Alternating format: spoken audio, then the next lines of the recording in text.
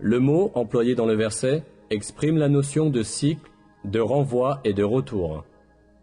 Comme on le sait, l'atmosphère qui entoure la Terre est constituée de nombreuses couches. Chacune de ces couches joue un rôle important au profit de la vie. La recherche a révélé que ces couches ont pour fonction de renvoyer dans l'espace, ou vers la Terre, les matériaux ou les rayons auxquels ils sont exposés.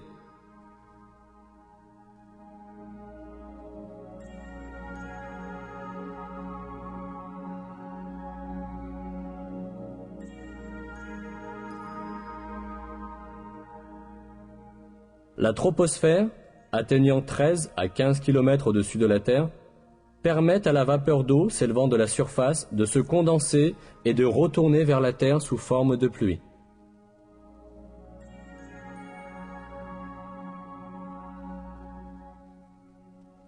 La couche d'ozone, à une altitude de 25 km, reflète le rayonnement nuisible et la lumière ultraviolette venant de l'espace, et les renvoie dans l'espace.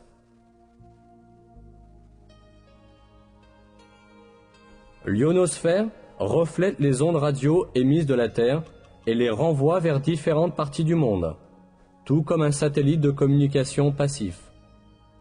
C'est ce qui permet la communication sans fil et l'émission radiophonique et télévisée sur de longues distances. L'affirmation par le Coran de cette propriété des couches du ciel, que la science n'a pu découvrir que récemment, prouve une fois encore que le Coran est la parole de Dieu.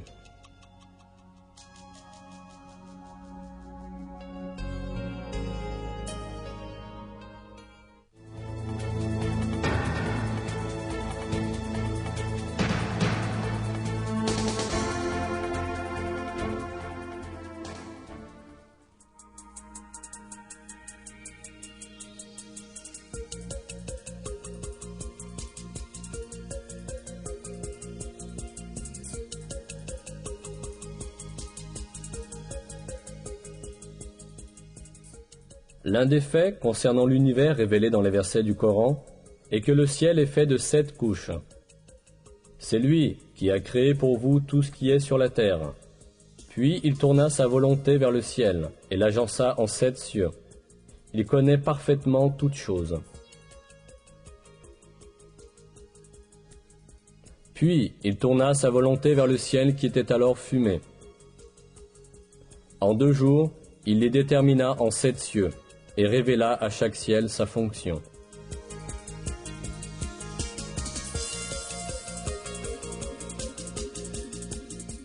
Le mot « cieux », qui apparaît dans de nombreux versets du Coran, est employé pour désigner le ciel de la terre ainsi que l'univers tout entier. Étant donné ce sens du mot, on voit que le ciel de la terre, ou l'atmosphère, est constitué de 7 couches.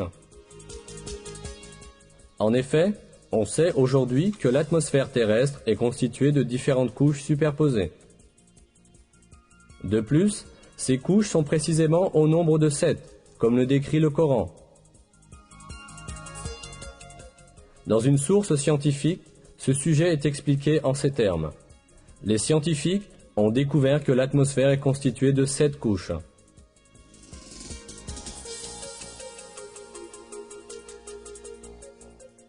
C'est un grand miracle que ces faits, qui n'auraient absolument pas pu être découverts sans la technologie du XXe siècle, aient été explicitement énoncés dans le Coran voici 1400 ans.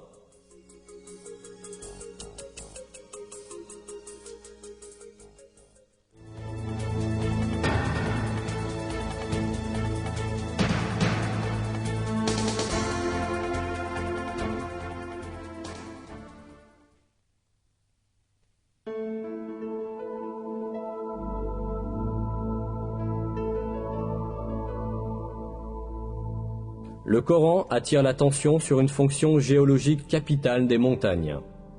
Et nous avons placé dans la terre des montagnes fermes, afin qu'elles ne s'ébranlent pas avec eux.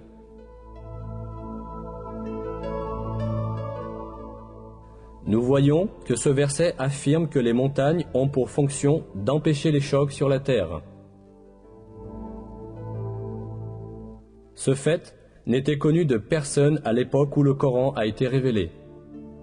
En réalité, On s'en est aperçu tout récemment, à la suite des découvertes de la géologie moderne. Selon ces découvertes, les montagnes apparaissent à la suite des mouvements et des collisions d'immenses plaques qui forment l'écorce terrestre. Quand deux plaques entrent en collision, la plus solide glisse sous l'autre.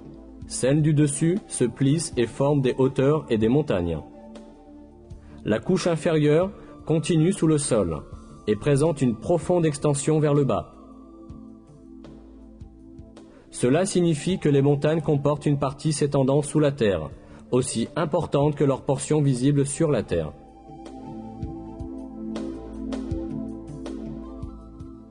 Dans un texte scientifique, la structure des montagnes est décrite comme suit. Là où les continents sont les plus épais, comme dans les chaînes montagneuses, l'écorce s'enfonce plus profondément dans le manteau. Dans un verset, ce rôle des montagnes est indiqué à travers une comparaison à des piquets. N'avons-nous pas placé la terre comme un lit et les montagnes comme des piquets ?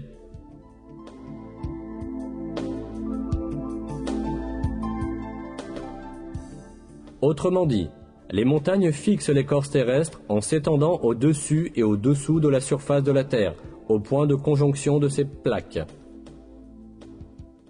De cette façon, elles maintiennent l'écorce terrestre et l'empêchent de dériver sur la couche de magma ou parmi ces plaques. En résumé, on peut comparer les montagnes à des clous qui maintiennent ensemble des morceaux de bois. Ce rôle vital des montagnes, découvert par la géologie et la recherche sismique moderne, a été révélé dans le Coran voici des siècles, comme un exemple de la sagesse infinie de la création divine.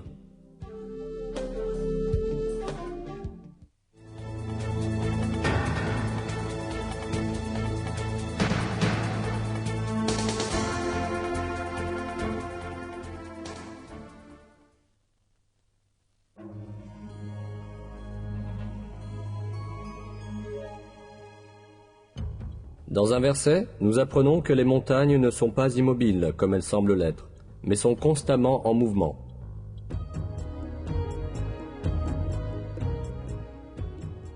Et tu verras les montagnes que tu croyais figées passer comme des nuages.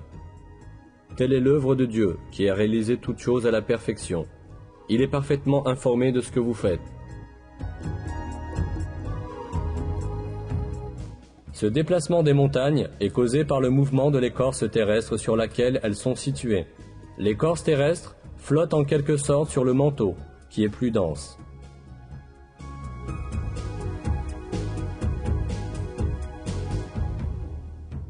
C'est au début du XXe siècle que pour la première fois, un savant allemand du nom d'Alfred Wegener a avancé l'hypothèse que les continents de la Terre avaient formé un seul bloc dans les phases initiales du monde, puis avaient dérivé dans différentes directions et s'étaient ainsi séparés en s'écartant les uns des autres.